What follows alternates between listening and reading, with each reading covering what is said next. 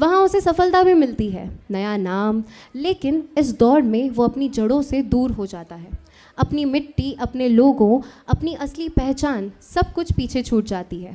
और फिर एक दिन जब सब कुछ होते हुए भी अंदर एक खालीपन महसूस होता है, तो एक सवाल उसके भीतर गूंजता है कि मैं कौन हूँ, मैं कैसा बन गया हूँ। यही है विभत्स भाव, जब इंसान को खुद से घृणा होने लगती है।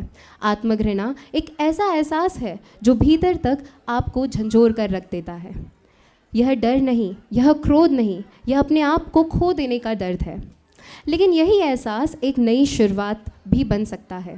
यह आत्मघृणा उसे अपने भीतर झांकने पर मजबूर कर देती है, एक ऐसी यात्रा पर ले जाती है जहां वह खुद को फिर से खोजने की कोशिश करता है। और मुझे ऐसा लगता है आप सभी ने यह एहसास कभी ना कभी महसूस किया होगा। तो चलिए इसी गहरे भाव को समझते हैं एक प्रस्तुति के थ्रू, हमारे प्रतिभा कक्षा 9वीं के छात्रों के द्वारा पेश की गई इस पेशकश के द्वारा।